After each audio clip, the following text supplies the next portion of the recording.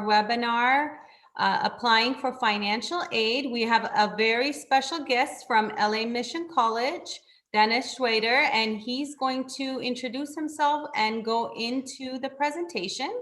So I'm going to hand that over to you. And we also have Lilith from the College and Career Division. She will be managing the Q&A throughout the presentation. Thank you so much for joining us. Okay, and welcome everybody. I see people are coming in, so that's great. I'm Dennis Schrader. I'm the Director of Financial Aid at Los Angeles Mission College. I've been doing this for quite a while. I worked at Glendale Community College for many years in the early 2000s in financial aid. So hopefully what I cover today about financial aid will be applicable to any college or university, public or private, 4-year, 2-year, in-state or out-of-state that your students may be considering attending. So that's why a lot of this will sound a little basic, but it's really basic premises and concepts to keep in mind. So some basic premises to financial aid. First and foremost, students and parents are considered to be the primary sources for funding a college education and are expected to contribute to the extent they are able to. That's what financial aid is about, measuring a family's ability, not so much a willingness, to pay for a college education. Along with that, financial aid is supplemental to other family resources, student earnings from work, or other assistance received by the family or from other sources. Along with that, financial aid is intended to pay for education-related expenses, but that can be a pretty broad thing beyond just tuition and fees to go to class and such. We're going to cover that in the next few slides, so you know that, yes, you could get financial aid to cover other related items. 3 key concepts used by all colleges when awarding financial aid, determining eligibility, include cost of attendance, expected family contribution, and financial need. And we're going to see in the next few slides what all these terms mean, because as you apply for aid and you get results back from the colleges, you're going to see these words and concepts show up.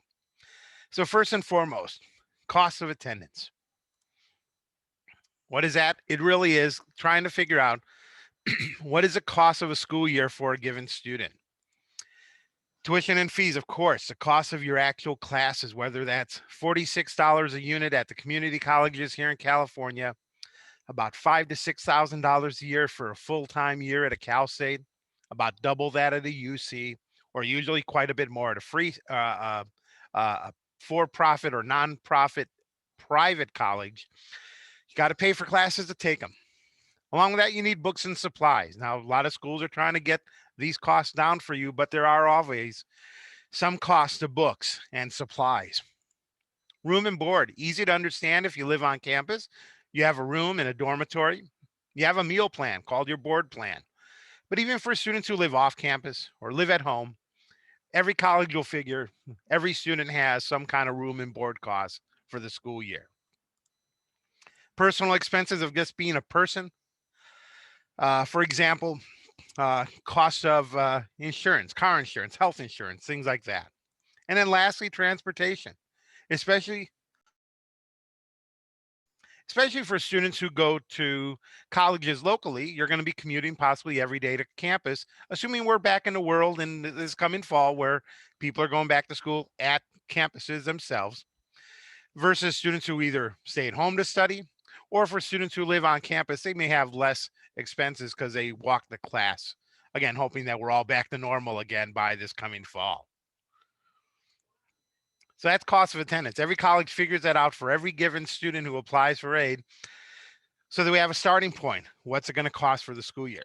That second item, though, the expected family contribution, is the amount of families, students, and parents combined are expected they can contribute based on income and assets towards the cost of a student's education.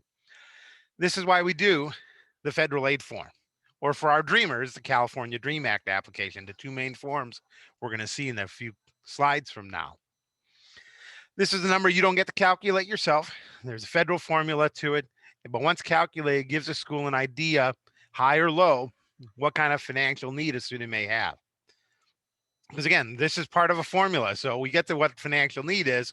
To do that, really, it's the cost of attendance for the school year, subtracting that expected family contribution, and coming up with need. So let's look at this in numbers so it kind of works a little easier. If we had a community college, a California community college, a CCC at the top, a Cal State University, a UC, and a private school, our cost of attendance for a school year is very different from one type of school to another. Now, keep in mind, it doesn't cost $15,000 to go to Glendale Community College or LA Mission College, and we're both community colleges, but tuition's only a small part of this. All those other costs that you may have a lot of control over, books and supplies, room and board, transportation, personal costs, are included in this again. So we have a real good perspective of the total cost of going to school.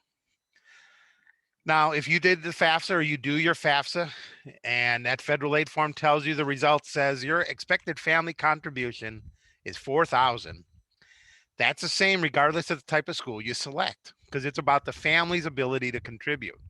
What's different? That need, that bottom line, that $11,000 for the community college or the $75,000 on this screen for the private school. That's the starting point for a financial aid office to try to award financial aid to the student. So my goal in this example would be to try to meet this student's need and award them up to $11,000 of financial aid from a variety of sources. And private school, of course, trying to meet 75,000. Again, most of the time because we're talking a big difference in tuition costs. This is the formula every college will use to try to figure out financial aid for a student. Of course, not a award aid. We have to know what is available out there for everybody.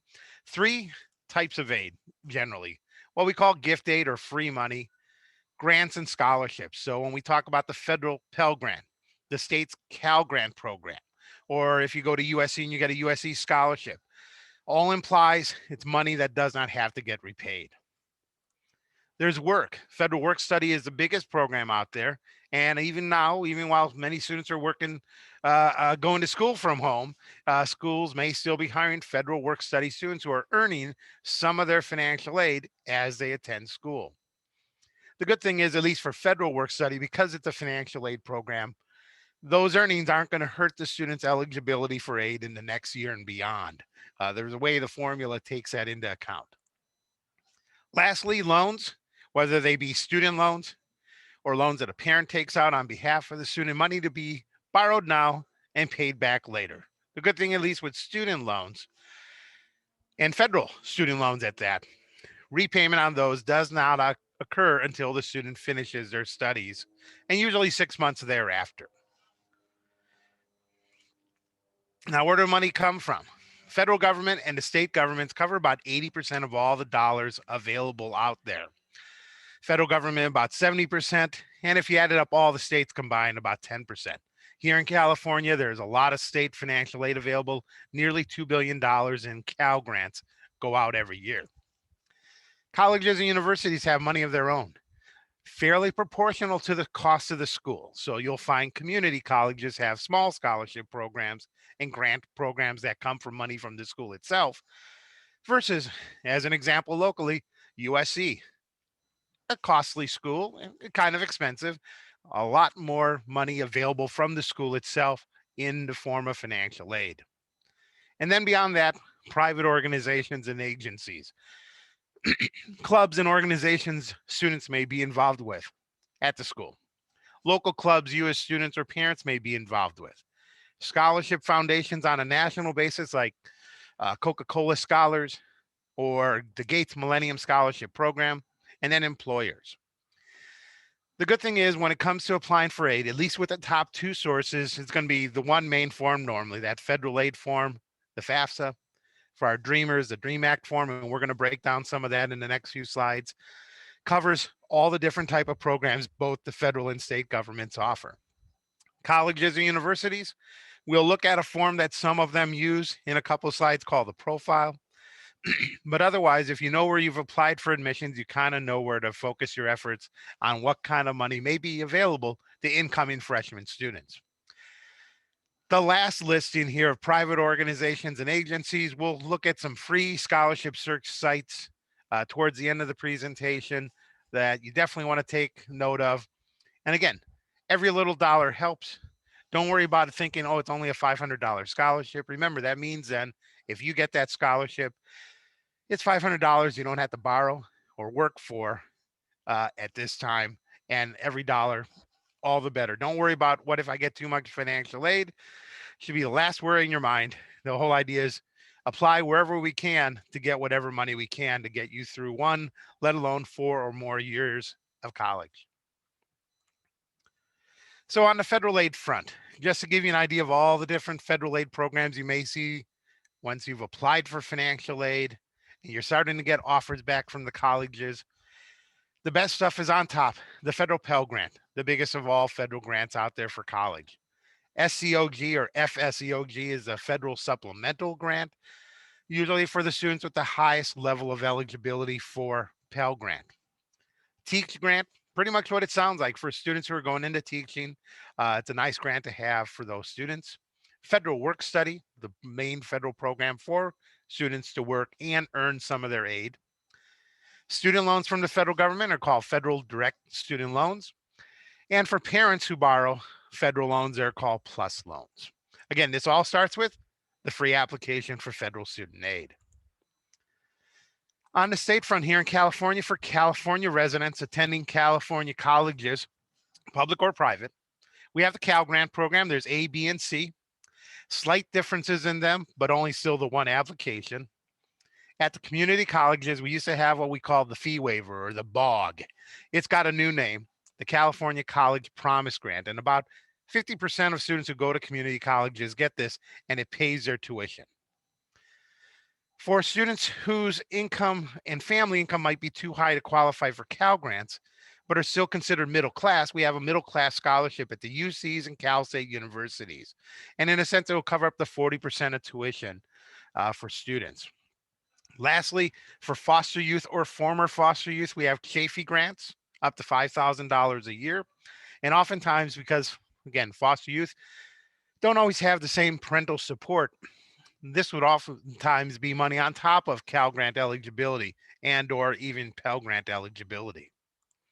The big thing is, and this is why we're doing this today, March 2nd deadline for the FAFSA for our seniors this year going to college in the coming fall. So we don't want to miss that. You've got a little over a month, but you need to get that FAFSA, or what that CADA is the DREAM Act.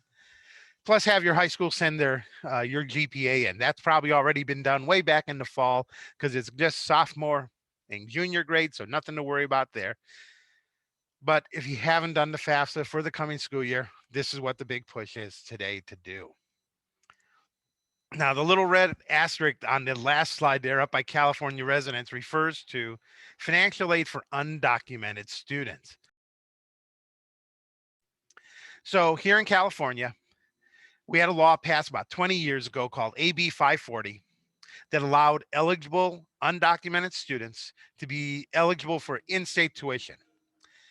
About 10 years ago, they passed another law that opened up for AB 540 students eligibility for state financial aid. That includes the Cal Grants, the Middle Class Scholarship, and the California College Promise Grant at the community colleges. Now, AB 540 students are undocumented students, even if they are DACA students. And you don't have to be a DACA to fall into this category. You can't do the FAFSA. You don't do the federal aid form. Instead, you do what's called the California DREAM Act application, or you might sometimes see it abbreviated CADA. It looks a little like this on the website, and it's available at caldreamact.org. I'm not going to talk much more on the Cal Dream Act at this point because we're going to talk mostly about the federal aid form, but keep in mind a couple things. The timeline is the same. It comes out every October 1st for the next school year. So the FAFSA and DREAM Act form that came out October of 2020 is for the fall of 2021, going off to college. The information asked for on both forms is almost the same as far as income and assets and all the other stuff.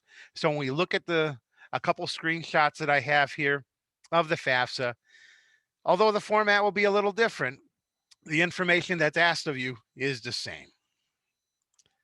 So how do we apply then? If you're not specifically undocumented student, we're going to be talking mostly about the FAFSA, the free application for federal student aid. It's available at FAFSA.gov, but the federal government really would like everyone to go to studentaid.gov, because from studentaid.gov, it's kind of like the federal government's portal for all students applying for aid. It's got information about all the different programs. If you take out a student loan and you had questions, you could go to that studentaid.gov. But it also has the main link to the FAFSA itself. There's also a mobile app called My Student Aid, and it allows you to do the FAFSA, manage your student loans if you take them out, and do a number of other things with the federal government specific to college aid. Now, Cal Grant GPA verification, like I said, high schools did this over the summer because it's just sophomore and junior grades, and it's needed for Cal Grant consideration. So there's no need to do anything there. It's done electronically for the CSS profile form. This is a form used by some private colleges to award institutional financial aid. We're going to cover this a little bit after we talk about FAFSA tonight, just because not every school uses it, but here around California and Southern California, there are a number of schools that use it. So I want to just give you a brief synopsis of what it's about. There may be other forms requested. Usually this is after the fact. You've done the FAFSA, or for our dreamers, you've done the California Dream Act form. You've gotten the results. The colleges have received the results, and now they're asking for some information. Tax returns are often required to verify the information, or maybe you're a copy of a driver's license to make sure we've got your name spelled correctly. It's all done through the college's financial aid offices. You never have to send off paperwork to like the federal government to verify things. It's all generally done all through the financial aid office at the college or colleges you've applied to and then been accepted at. The FAFSA itself from studentaid.gov, you'll see a screen that looks very much like this about completing a FAFSA. For most students, it'll be the new to FAFSA process. There's a button there for returning users because sometimes you have to make corrections to your information, or every October, again, sometime after October 1st, you need to fill out the FAFSA for the next school year. So it's a process you do have to do year to year because your income information may change year to year, but this is your starting point for doing the FAFSA. On my student aid mobile app, looks a little different, but it's very similar. It'll just take you through a little bit slower just because it's a small screen. They're adapting it for tablets and phones. So instead of having 5 or 6 questions on the screen, you may have one at a time. But it's still a mobile app that'll take you through the whole form if you want to complete the whole FAFSA through a mobile device. FSA IDs. So this is something you may have heard about or your school may have told you about. A federal student aid or FSA ID is in a sense is your credential. It's your username and password that you use to sign in when you start your FAFSA. If you need to go back and make corrections, if you're going to take out a federal student loan, it in a sense is your electronic signature. So you create a username and password. You do it through the studentaid.gov website. It'll tell you how to set this up. Our recommendation is that you set it up before you start and do your FAFSA. It just simplifies things because when you create your FSA ID, it's going to ask for your name, date of birth, social security number, and all that other information, and ask you to create a safe password that's long enough, etc. You want to make certain you get that all correct because they will confirm that against federal information like your Social Security Administration will confirm that your name and social security number are correct, that it's you. And then you can use it to sign in for your FAFSA and then sign your FAFSA at the end. Parents, you can do the same. You can get your own FSA ID for yourself so that when the FAFSA asks for a parent signature, you can sign as the parent. Now, not all parents may be able to do this. If parents are undocumented or don't have a social security number, you would not be able to create an FSA ID. But every student who does a FAFSA should have a social security number, is an eligible citizen or eligible non-citizen, like a permanent resident status. You should be able to create your own FSA ID. Saves time, and it's a secure way to sign your FAFSA. Just give you an idea of some of the screens of what it looks like once you're into the FAFSA itself, logging in. Usually you log in as the student. It's best to think of this form as really the student's form, although a parent can sign in and do some of the form. Can't do the whole form. That's why we say usually let the student sign in. When you get to the parent part of the form, it'll tell you what the parent needs to fill in for information at that point. But as this example, the top left screen is, guess I would select I'm a student. The screen behind it for login, I can use my FSA ID username and password to sign in and start my FAFSA. I'm not going to show every screen of the FAFSA because we would be here for many, many hours to go through all the details. But early on, you might see a screen that talks about creating a save key. This is different from an FSA ID. This is in case you start your FAFSA late tonight and you want to stop and come back to it. The save key just allows you to do that. Make it a simple word like tomorrow, so that when you come back to it tomorrow, you can pick up from where you left off. You go to the same studentaid.gov website, log in with the FSA ID. It's going to say, hey, we see you started a FAFSA, but you haven't completed one. Do you want to pick up from where you left off? Give us your save key so we know where to start you off. Now, if you're working from a web browser, usually at the top of the web browser, you're going to see this set of tabs. And you'll work through one from another till you get to the ending where you're signing and submitting and getting your confirmation page. So student demographics, I won't talk a whole lot about that tonight. That's the basic information about the student: name, address, phone number, name of the high school you graduated from, things like that. Selective service for our males.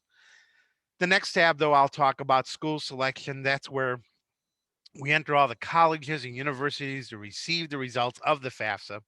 We'll talk about dependency status. Although most students coming out of high school will be considered dependent students for financial aid eligibility and need parent information, I want to make sure we cover who's a dependent from who's an independent student.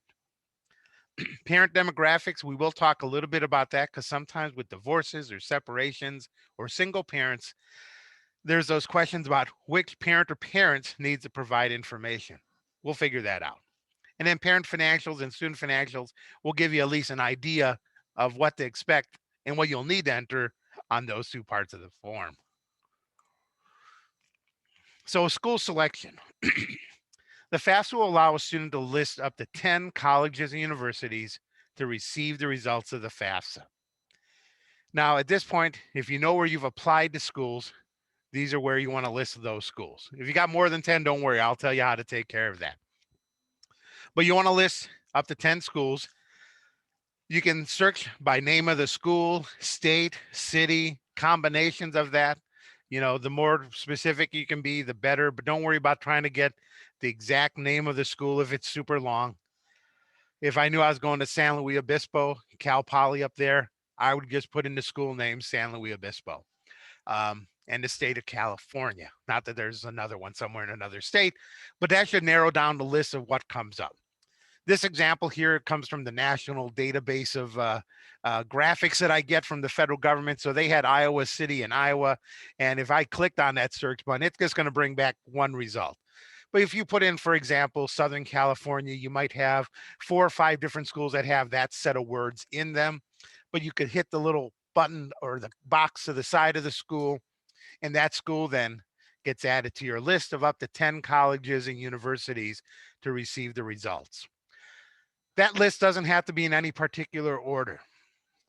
Keep in mind every UC, like UC Irvine, UC Berkeley, UCLA is a separate school.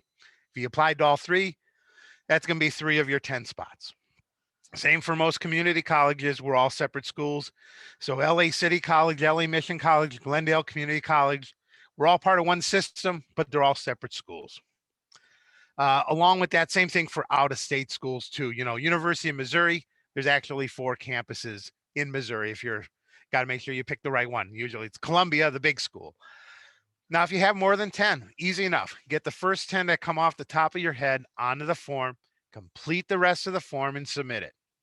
Usually in 3 to 5 business days, it's processed. Once processed and you get an email, the student gets an email to say so. At that point, you can go back into this part of the form, remove schools from your list and add more schools, and then hit submit again. As long as the school's been on the list and submitted, they can process you for financial aid, even if you've taken them off the list. So that way, if you have 10 or 20 schools that are still in play at this point, no big deal. Do 10, take the 10 off, add another 10, hit that submit. Then it's only about a day or two at that point to get processed, and those schools will also receive the results. Good thing here also, don't worry about schools knowing about other schools that you've applied to. The schools, when they get the results of the FAFSA, only know that they are on the list. And they should never ask you who else is on your FAFSA list. The federal government made that very clear to everybody many years ago that from now on, schools only know that they are on the list. The next part, the dependency questions. So like I said, most students coming out of high school will be considered dependent students and need parent information. But there's a number of questions that determine that. First one that you don't see because usually it's early in the FAFSA on the student demographics part of it, where a student enters their date of birth. You have to be 24 or older to be independent by age. Marital status, a little different, but students who are married are independent. They use theirs and their spouse's information on the form. But I assume most students coming out of high school are going to mark that they are single, and they'll get another couple questions. These next two, again, most students from high school will probably answer no to. The first one being, do you, as in do you, the student, have or will have children who receive more than half their support from you between 2021 and 2022, the coming school year? Assumingly most students do not have kids of their own that are receiving more than half their support from them, you'd mark no.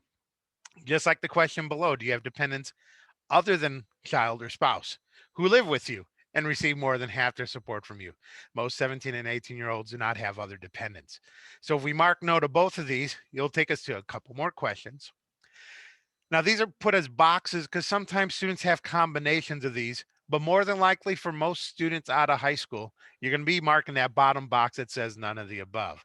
But let's just kind of go through them so you know what they mean. Top box, students who are currently serving on active duty in the military. So active duty military, pretty straightforward. The one right below that, people who were and are now veterans of the armed forces. The third box, a little strange, it says at any time since you turned 13 were both your parents deceased, so you're an orphan, or were you in foster care or a dependent or ward of the court? For that part, what we're talking about, students who were in the foster youth system or are, anytime between ages of 13 and 18, even if no longer in foster care. If that applies to you, you can mark that box. Keep in mind the school may want to verify that just to make sure we've got the right dates and things, because sometimes we got to make sure that's correct. But that's a student who was anywhere between 13 and 18 years old was in foster care. Right below that is about students who are emancipated minors. That's a very rare thing in our state, but if you have the court papers that show that you are an emancipated minor, that would make you an independent student. And then the last box before the none of the above is about, does someone other than your parent or step parent have legal guardianship of you? In short, if you're in a legal guardianship right now, or you were until you hit 18, you're an independent student. It's a little different from foster youth, as in you have to currently be in one or have been in one until you turned 18. But again, most of the time, most students out of high school, probably the answer is none of the above. You'll get one last question. On or after July 1st of 2020, were you homeless or self-supporting and at risk of being homeless? This question has that little question mark on the side, and sometimes it's, even I have to look at it. We're looking at students who are unaccompanied homeless youth, meet all three qualifications. Unaccompanied, as in you're not in the custody of your parents. Homeless, as in what homeless can be. Couch surfing, sleeping in cars, etc. All those kinds of combinations, and a youth under 24. If you meet all three of those qualifiers, you'd mark yes to this question, you'd be independent. So again, most students in high school probably have answered no or none of the above to these. You'll see a screen after that last question that says, based on your answers, you're considered a dependent student and need parental information. Now, there are two choices here. You see the circle that has a blue dot in it that says, I will provide information about parents. Hopefully most of you can do that, especially if we got your parents on the line today. Otherwise, there is that circle right below that says I'm unable to provide information about my parents. What's this about? This is for those students who kind of fall between the cracks on those questions that we just went through.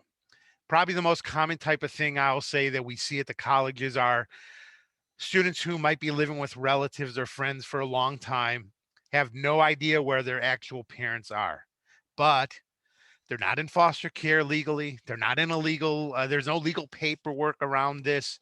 They're not 24 and they don't meet any of those other questions. What do we do?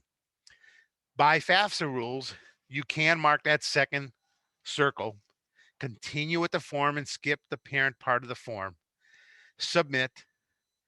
The colleges will all get the results. And then it'll be up to the college financial aid officer if they can, in a sense, override the federal rules. And in some cases, we can, like the example I gave. Now, just because maybe a student makes a lot of money and thinks of themselves as self-supportive may not be a reason that we can do this kind of override. But in these cases where, again, there's just no way we're going to be able to get the parental information, a college can look at that. But this way, at least you can get most of the FAFSA completed, skip the parent part, and let the college make that decision. But for those who need parent information, that's what most of this is about tonight. We need to sometimes figure out whose information is going to go on to FAFSA for the parent or parents part of the form. This is a big graphic that comes from the federal government. Don't worry about taking screenshots and all. This is a live recording. Also, at the end of this whole thing is a link that gets you all these slides as a PowerPoint. But we're going to break this down so we kind of really good understanding who's my parent when I fill out a FAFSA. So taking that big graphic and taking it piece by piece. First question, these are aimed at if a student was reading this. Are your parents married to each other? If the answer is yes, pretty easy. Report information for both parents on the FAFSA. But if the answer is no, then we ask, with whom do the parents live together?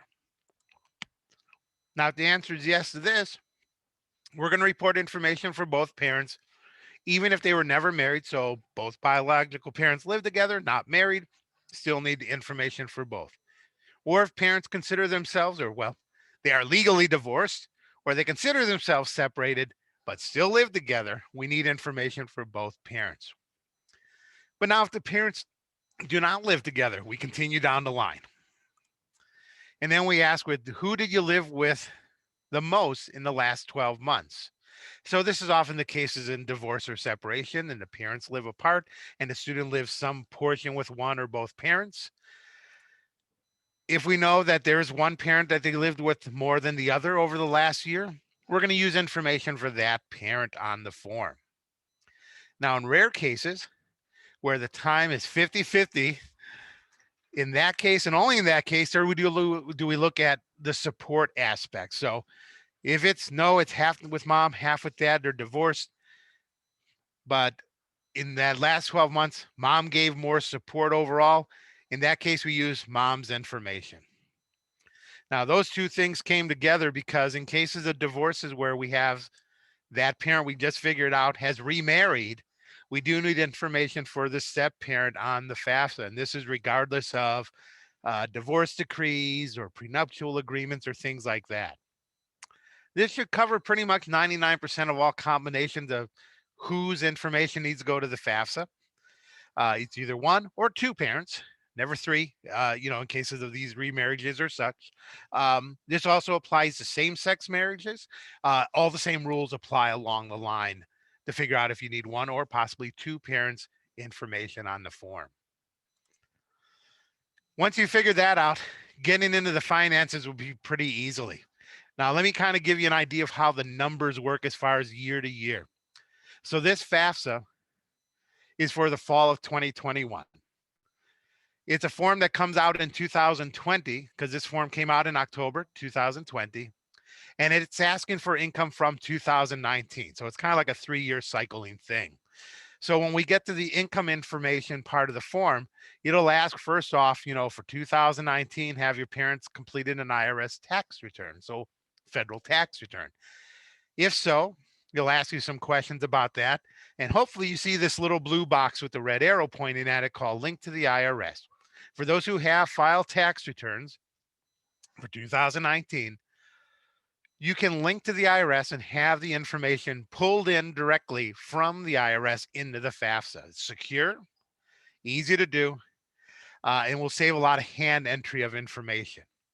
Now, there's some caveats to this and things that you can't do. For example, if you are married parents filing separately, this link isn't smart enough to take two of things and put them together. Just like if you happen to file jointly in 2019, but now we're talking about a divorce or separation, the form is not smart enough to pull it apart and only give you one parent's information. In those cases, you'll have to manually enter the information from, your tax return on a computer or the printed tax return and go by the line items that they ask for: adjusted gross income, uh, income from work, taxes paid. All those questions will come from the tax return.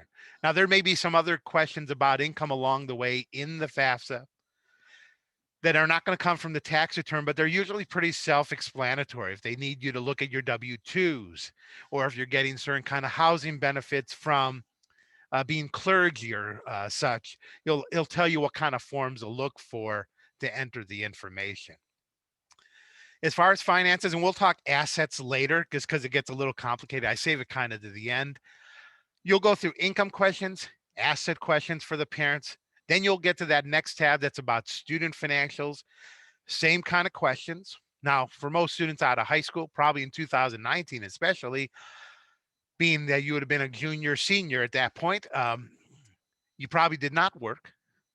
And so if the first answer to the question about tax returns is did not work, you're not going to have all this stuff to worry about with the IRS and tax returns. You still may get a question though about did you have income from work, because you might have earned enough. You've earned some money, but not enough that you had to file a tax return. So don't worry about that. The form will take that into account. After, just so you know, because this is the last slide on the FAFSA, after you've done the financials part, then it's on the signing and submitting it. If you've got your FSA IDs for student and parent, they can be entered, marked off to sign electronically, and submit the form. The confirmation page will give you a little bit of information, tell you about what the next steps will be. But really, it's waiting to 3 to 5 business days till you get the results back by email. You can check your results and make corrections if needed, etc. Change out the schools on that school list. Otherwise, just know that the colleges have received it and start the processing cycle. Now, springtime, February, March, and April are the big times when colleges are trying to get award offers out for the next fall, because with the 4-year schools in particular, we've got that May 1st decision day. They want you to have award offers as much as possible before you make a decision, so you're making an informed decision as far as where to go. Dennis, Yes. sorry, I don't mean to cut you off. We have a few questions. Do you want to answer them now or wait till the end? I can pull up that Q&A, and if you marked off that they're answered live, that's fine. So I'll start with the first one. How does the EFC get worked out when there are 2 households with shared custody? I think we kind of covered that with what I explained as far as we're going to look at one parent, like in a divorce or separation. We're looking at usually just one parent, unless they've remarried, and their household's information to be reported on the FAFSA, and that's how we use that information. So there are cases sometimes where the student will live with, say, the mother in a divorce and the father earns slightly more money, but they live mostly with mother. We're using mother's information, even though the finances are different. It's only when time is equal. Separately on that next question, is the CCPG a separate application or does it apply after doing the FAFSA? All community colleges do use the results of the FAFSA to determine CCPG eligibility. We do have a separate form because there's always some students who don't want to do the FAFSA and they only want to get the CCPG, but all of us, we can use the FAFSA results to do that promise grant program. Is the link to the IRS option required? No, it's not required. In fact, I think there's I don't think it's saying no, thank you, but there's something like says, I'll skip that and hand enter the information. So no, you don't have to do it. And sometimes you'll have some problems, especially if you've ever had an issue with identity theft with the IRS. It's very possible that you won't be able to use the IRS data retrieval tool. Let me just mark these off that we've answered those. Let's see, next question down the line. Will the FAFSA take additional information from the tax return? It is secure. Yes, it's this is what took the longest time, because I've been hearing about this for 25 years and we've only had it the last 7 or 8 years. Is a secure connection. It's so secure, in fact, that even once your information is brought into the FAFSA, you'll not see the actual numbers. You'll just know that it's part of the application. It'll say answered from the IRS data retrieval tool. And even the results of the FAFSA the student gets will not show those given numbers. Only the colleges and the California Student Aid Commission, the people who handle Cal Grant, receive the full information from the FAFSA. But there would be some additional questions about additional sources of income sometimes. Not every type of benefit gets reported, like your cash CalWorks doesn't go on to FAFSA. There may be a question that asks if you received it, and that's just to do some pre-screening on whether or not they're even going to ask you about a tax return. Most Social Security benefits don't get reported. Some retirement things don't, etc. Values of certain of assets we'll talk about in depth don't have to get reported. Let's see, parents need an FSA ID, or can it only be the student? You really, if possible, you'd like to have one of the parents in the household have an FSA ID so that they can electronically sign the form also. What is the need? You go to that studentaid.gov website. You apply for it just like you're like a student would. They don't care if you're a student or parent, really, because maybe someday the parent will be a student, and then you have an FSA ID to apply through your own FAFSA. But that FSA ID can be done by parent. It is recommended someone in the household do that.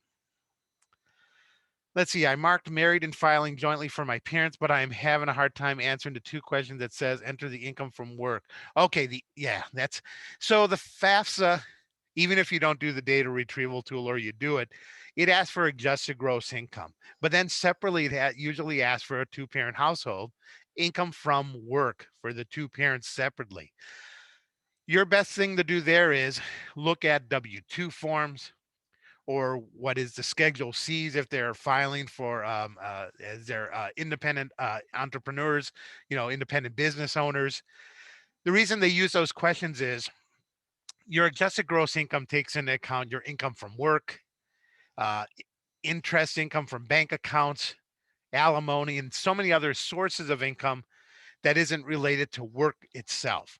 But by asking those questions about income from work, they're trying to figure out all the types of income related expenses and taxes you pay as a worker. Unemployment tax, Social Security tax, and stuff like that. It's all part of the formula, and there's no way to get that from a tax return. That's why they're asking those questions. But usually if you have W-2s and Schedule Cs, you'll see those amounts of money from work itself and be able to figure it out. Don't worry about having the 2 lines of income from work equal your adjusted gross income. That doesn't always happen. Again, because there could be some other deductions or other types of income reported on the tax return. Let's see here. Lastly, how about the information about siblings and number of family members? So on the FAFSA, after we figured out the parent part, they will ask how many people are in the household. That is generally the student, the parent, and or parents. So it could be 2. And then other people being supported by the parents. So that's usually any of the other children living in the household. And then anyone else that the parents, like, say, sometimes there's a question like, we have an aunt that lives with us. Well, do your parents pay more than half of their support and they live with you in the household? If so, you can include them in the number of people in the household. Number of people in college would be at least a student, and then anyone else in the household going at least half time. The only caveat to that is we don't include the parents in that number of people in the household. It's an old trick in the formula, unfortunately, that we can't include the parents. So I think that covers everybody. I'll mark that one off, and we'll move on. If there's other questions, we will get to them at another point along the way. I'll watch the numbers for us here. So CSS Profiler, College Scholarship Service Profile. This is a form used by some colleges to award money from the schools themselves, usually grants and scholarships. Does require more information in the FAFSA. I'll tell you when I've helped parents with this. It can take a little bit longer because it might go much more in depth into finances in particular. It's done online. It also comes out October 1st. This is the only thing though, it does cost a little bit of money to file. So there's a registration fee up front to register through their system, and includes reporting up to one college. Every additional college beyond that is $16. But based upon the income information presented on the form and some other factors, they may waive those costs for lower income families. Here's the big part. If you are looking at any of these schools here, Caltech, any of the Claremont colleges, Occidental College, Santa Clara University up north, Stanford up north, Thomas Aquinas is somewhere in the middle of the state, private college, University of California, San Francisco, not San Francisco State, but UCSF is it's a public UC school, but it's mostly medical and it's mostly graduate work, or USC. Those schools use the profile form in California. Outside of our state, it's mostly your Ivy Leagues and other selective schools. If you go to that website, the cssprofile.collegeboard.org site, they have a list of all the colleges using the form for the year. So if you're looking at every public school in the state, you're not doing the form. You're only doing the FAFSA. Or for our dreamers, you're doing the California Dream Act application. But if you're looking at USC, you want to make sure you do FAFSA and CSS profile form for full consideration of federal, state, and money from the institution itself. So we've covered money from the federal government, the state government, the schools. Now it's all that other stuff, all those scholarships from other sources, companies, community organizations.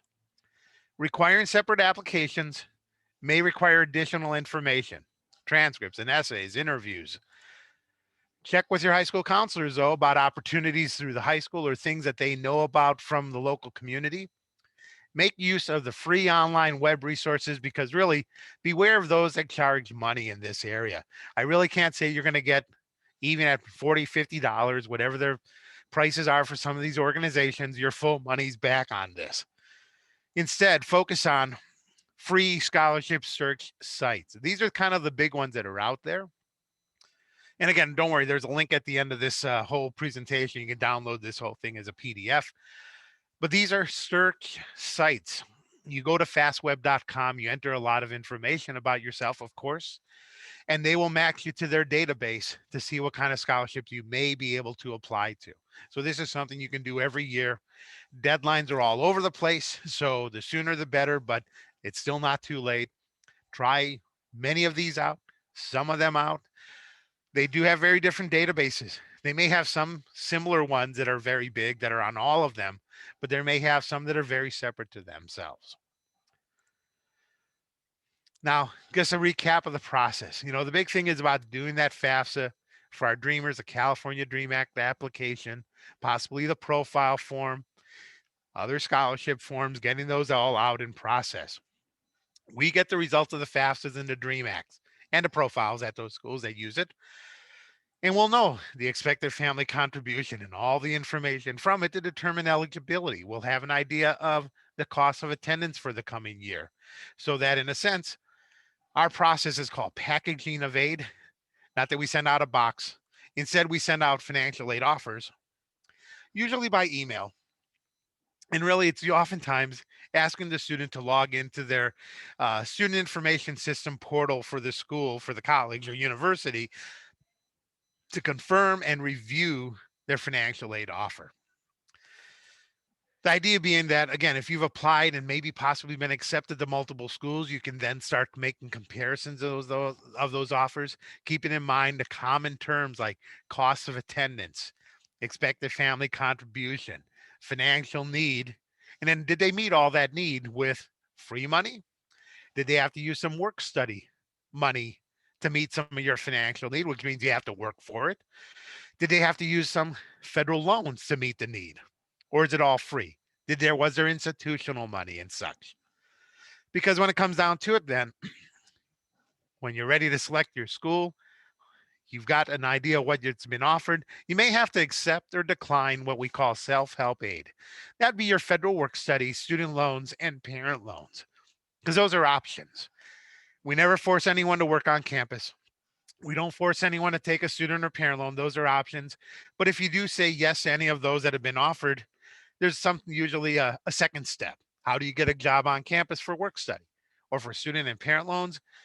There's a promissory note to be signed. So there's a process to that. We take you through that if you said yes. The what ifs. So this is probably more applicable now than ever before because of economics and what happened in 2020, and hopefully will end soon. You do the FAFSA, it asks for income from 2019. 2020 happened. What if we've had a loss or reduction in parent or student income or assets? Unusual medical or dental expenses not covered by insurance, I mean out of pocket. Reduction in child support or other kind of income or benefit that was on the FAFSA that you know you're no longer going to have, or other circumstances. These are the kinds of things a college can look at after we receive the results of a form like the FAFSA or DREAM Act and see if we can recalculate eligibility for the student. Because maybe that EFC is a little higher than the reality of things because income was good in 2019. This is the secondary step done by the College Financial Aid Office, where they may ask for some information about 2020 or even 2021 to try to get a better idea of the real economic circumstances of the family. And again, it could make a difference in aid eligibility. Now, before making a decision, hopefully you've considered not just the cost, but everything else, academic program offerings at the school, campus feel, assuming we get back on campus, big schools, small schools are different at that point. Opportunities for campus involvement, employment placement assistance is more important if you're doing career college type programs where it's a 1 or 2 year program, specifically in your field of like nursing, automotive tech, radiological technician and such.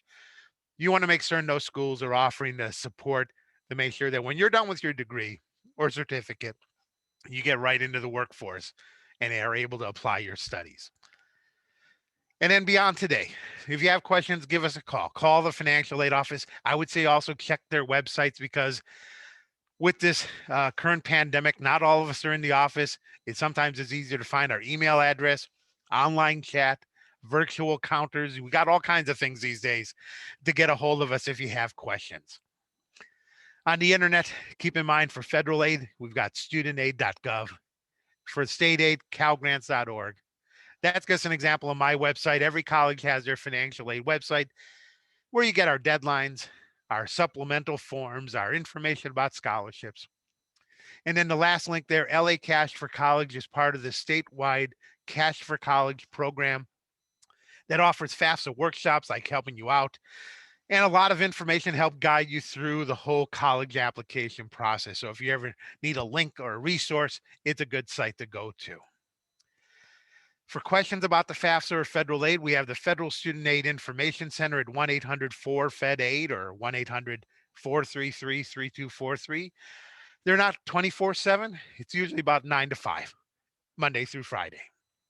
Lastly, see your counselor. If they don't have an answer, they'll usually find someone like me or someone at a college that can help you through your specific questions. Because sometimes there are some specific questions you may not want to put in a chat, etc. We completely understand. Like I said, there's a link. This is a bit.ly and all the capitals do make a difference. If you want to download this as a PDF, this whole presentation, it's available to you. I'm just going to go real quick to another slide and then come back real quick.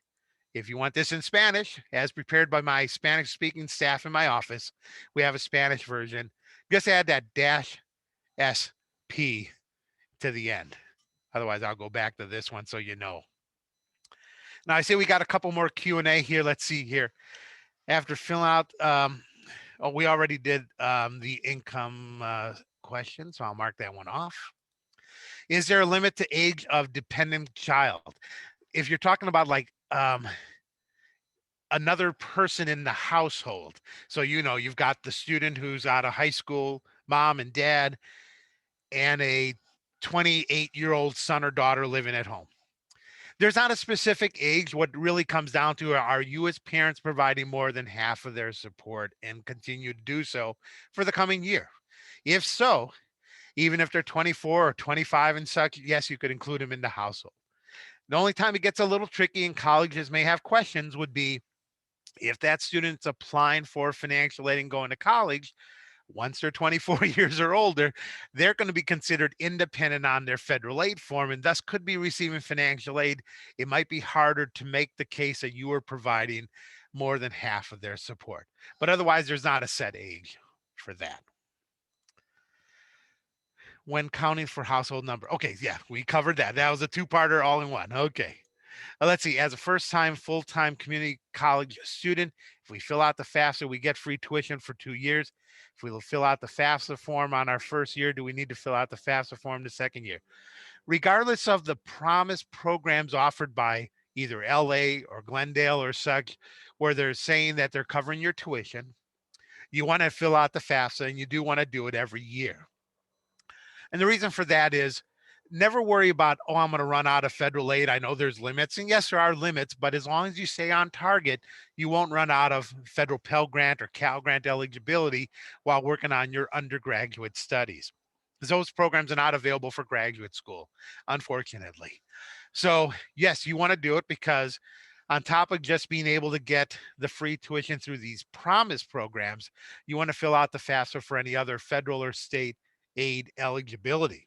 Again, worst case, you find out your parents are millionaires, you're not getting free money like grants, but you still have options to know about for maybe student loans or parent loans if you need those items to help you, especially when you're talking about continuing on to four-year schools where even a high EFC that doesn't get you aid at a community college may still qualify you for need-based aid at a private school.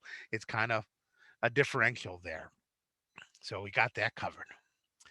Do we need to reapply for FAFSA for the 2-year tuition covered?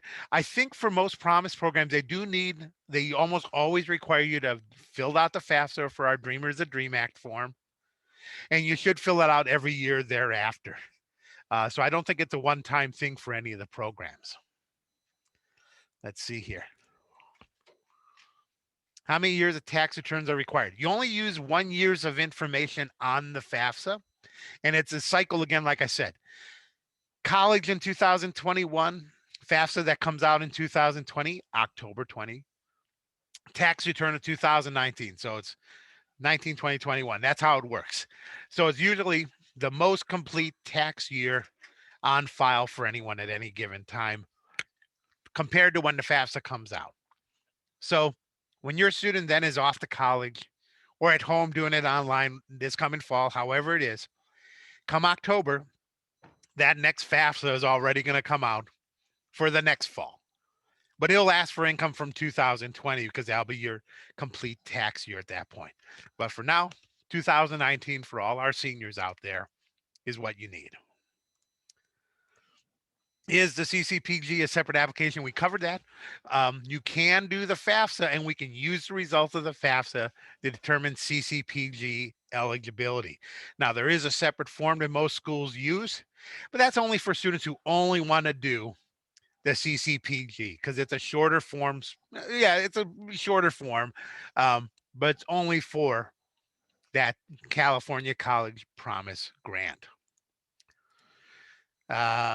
Okay. We covered that. The link of the PDF did not work. You got to make sure you got the capitalization proper, and some browsers sometimes have a problem with it. Otherwise, I'll make sure I send off a copy of the PDF to the counselors over there at Glendale. Just email me so I make sure I get it to the right people. Sorry about that. I may have moved on to document or someone's been messing with my website. You never know. I think we've got all the questions covered. Let me, I'll just give a quick couple minute rejoinder on assets on the FAFSA. In short, if you are asked to report assets on the FAFSA, there's 3 categories. There's cash, savings, and checking as of the day you do the FAFSA. There's investments, and I'll talk about that in a second. And then if you are a business owner with 100 or more employees, the net value of the business. So that most people don't have that. If you're even self-employed, you probably don't have 100 employees. So that investments category. In short, what is not an investment that goes on to FAFSA are your retirement accounts, your 401ks, your pension plans, insurance plans like that, and then also the value of your house. Everything else may be an investment, a second home, a third home, um, investment account you have like TD Ameritrade or Fidelity that's not your actual IRA 401k is an investment. You'd count that. If you had gold bars or gold coins, for example, that would be part of an investment.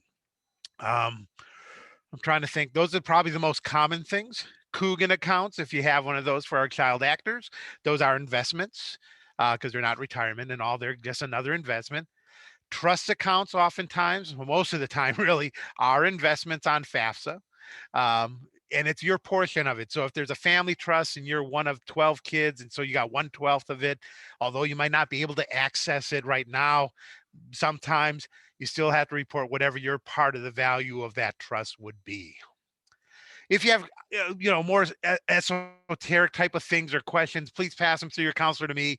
I've got a couple books and research that I can do to help you. Every year there's some new categorization of some asset. I want to make sure we get it right for you. So don't worry about that. I think that covers everything. Thank you.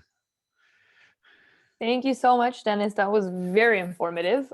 So if anybody has any other questions, like Dennis mentioned, you guys can ask them right now. You have maybe a couple minutes in the Q&A. If you have any questions, go ahead and put them in the Q&A.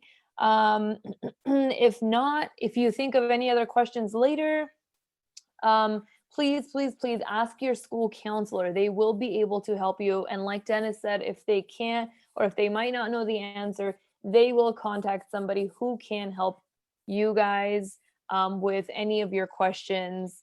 And anything else? Anybody have any other questions? We will make sure to get this link up and running. We will put it up on the GUSD website, and this presentation will be put up on the GUSD website as well. So if you missed something, if you want to have a little refresher, you guys can go back and watch this. So it will be there. Give us about a day or two and you guys will see it up on the website. I don't see any other questions, Dennis. I think that was everybody and everything. So thank you so much for being here today, Dennis. And it was very, very helpful. All right. Thank you too. All righty. All right. Bye, Bye, everyone. everyone.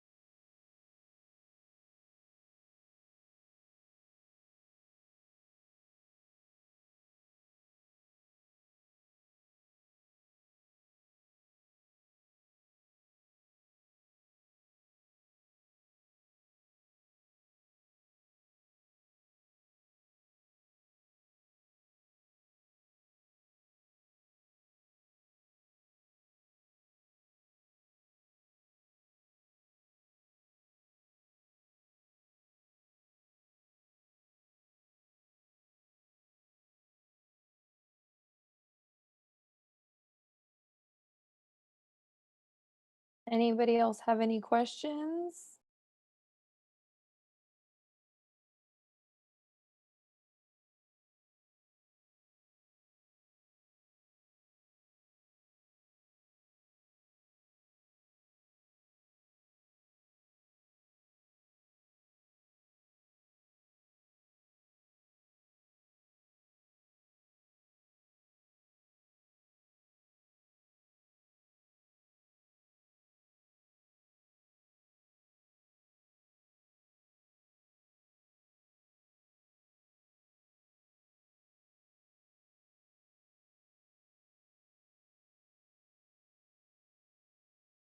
Tatevik, do you have any questions?